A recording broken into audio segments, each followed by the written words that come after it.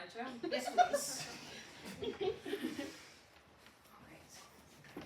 If I had a nickel for every time I heard we should start a podcast, I'd have quite a few nickels.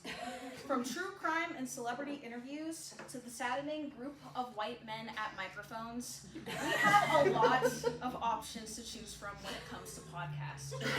While these podcast options are entertaining, these aren't fulfilling for me to listen to. So what if I, Zari Warden, made my own podcast that did pique my interest, specifically with my identity as a Black woman and in my career pursuit doing marketing for nonprofits. Last Friday, I finished a year-long marketing internship at Rainier Valley Food Bank, a local nonprofit organization. This was the job that made me realize I want to do this work. I also got to work with many great people, including a lot of Black women, but I also realized there are many Black women in this work, in justice-oriented, career-oriented work. This work can be exhausting as we face commitments, day-to-day life, and other issues such as racism and sexism, and I don't want to be burnt out from this work. So I decided to focus my podcast on how Black women find joy in nonprofit work, specifically through resistance, which I'll be talking about today. So first, I'll be talking about medium theory, then I'll go over my process to making my podcast, which includes research, interviews, and editing. Finally, I will show you a 2-minute trailer of my podcast and recap everything I talked about today. So first, I built my podcast from medium theory. Medium theory derives from "the medium is the message," a phrase from Marshall McLuhan. Marshall McLuhan says that each medium is a unique type of environment whose widespread use reshapes people and culture. So for example, let's take a text message versus a phone call. It could say the exact same words, but you interpret the information differently. Joshua Merowitz took this idea to formulate medium theory, where mediums alter space, time, sensation, and relation, and they vary from one another. So let's take two similar mediums, for example, a radio show and a podcast. While they're both audio focused, they vary in length, the storytelling, and where you listen to it. This affects the experience and how we interpret the information. Medium theory creates certain possibilities and encourages certain forms of interaction while discouraging others. So this affects not only the experience, but also how we engage with mediums. This includes desirability, accessibility, and thinking processes. And finally, Merowitz connects power and resistance narratives to theory. This is a big thing for my podcast. Power and resistance narratives with medium theory encourage conversation through various interpretations. And we can shift the common negative perception of media by making new meaning from these conversations. So after I researched medium theory, I needed to come up with my message. So what is my message? Through my message, I researched what restricts and creates joy for Black women. So I had to start off with what prohibits joy, right? And that is something called white supremacist logic. This logic includes dominating groups, individualism, and self-sacrifice. And white supremacist logic dehumanizes Black women by something called controlling images. This is a term from Patricia Collins. For example, we have the mammy, which is a caretaker, the matriarch, who's the head of the house, which later transformed into the strong Black woman, always resilient, and then the angry Black woman, always seen as yelling or scary and so on. And this damages Black women's perception of their identity and world. This creates isolation, a fear of being themselves, burnout, and so on. And this is even seen in nonprofit organizations despite the justice lens that they work through. So what creates joy is an idea called emergent strategy. Emergent strategy from Adrienne Marie Brown is resistance rooted in authenticity and care in relationships with ourselves, others, and the world around us. This idea challenges white supremacist culture with a new logic rather than acting in opposition to reach joy and also liberation.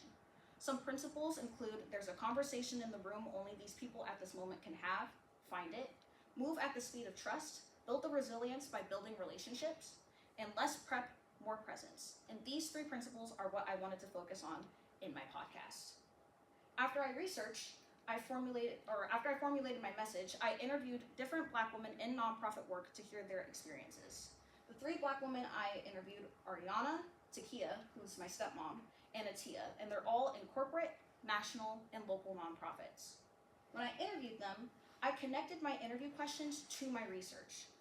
This way, I got answers that shared how they experience controlling images, and my guests answered my questions with authenticity, self-care, working with others, and elements of emergent strategy without me having to mention the word.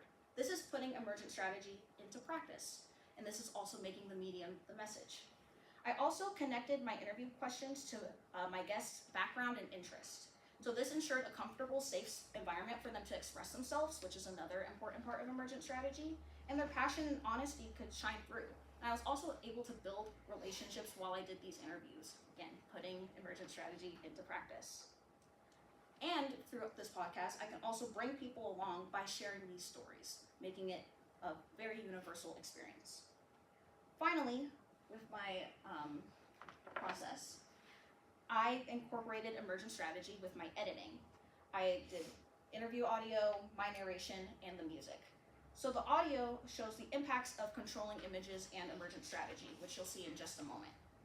So at the beginning of the trailer, I show isolation, not being heard by others, by separating the interview voices with my narration. So there will be one voice interrupted by mine, and so on, to show that disorientation. After I ask how they find joy, their clips are played back to back. So all three of my interviewees will speak before I enter again with a narration. And this shows a sense of community, resilience, and the importance of their voices. I also added echoes on alone to emphasize the negativity controlling images creates, and no longer alone later in the trailer to show a hopeful outcome. The music, which I composed for the trailer, enhances engagement, supports voices in the trailer, and draws additional attention to my storytelling. So for my music friends out there, I have minor chords and major chords. For those who don't know, minor's more sad sounding and major's more happy. So the minor chords, the sad chords show the struggles of controlling images versus the hope and transformation of emergent strategy. I also have the absence of drums to show the isolation, and the presence of drums to showcase a movement to adjust future. And the final chord, which is very vibrant, which you'll hear, showcases joy and liberation, which is the overall message of my podcast. With that said, here's the trailer. Black women shape our world. We're seen as resilient and fierce. We advocate, care, and seek justice for everyone. Many Black women work for nonprofits, a sector dedicated to serving others and forming change through collective action. But in this work, Black women face challenges. We're pressured to please others. Would my voice actually be considered or would have been taken seriously? We're exhausted as we strive for perfection. Because I'm confident doesn't mean I need to do it all. We put our physical and mental health at risk to tend to our community. You want to be there for people, but at the same time, it can overwhelm you too. Society forces us to push through, stay quiet, and feel alone. How do Black women defy expectations in these roles? By embracing authenticity and humility. I try to be my authentic self in everything I say and do. I like myself the way I am, and I feel good about how I represent myself. So I'm not afraid. I'm very loud. I'm very involved. By building meaningful relationships. Not just personal, but like when you go out into the world of the community, you know. And I stay consistent with following up. I like the diversity of different voices, different ideas. By redefining power, transforming spaces where others can join the mission of the Urban League is empowering communities. How do I see myself moving the needle in those spaces? I think if they have an environment where they're welcome, they're supported, they'll stay there.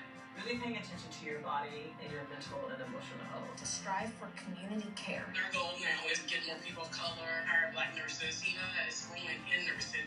Uplift my community, uplift other marginalized communities. Wanting to be present for folks, wanting people to be seen and heard. So we're no longer alone. People surrounding me. We all lead in different ways. We still struggle and we still need help too. So Black women can remove unrealistic strength and replace it with joy and resistance.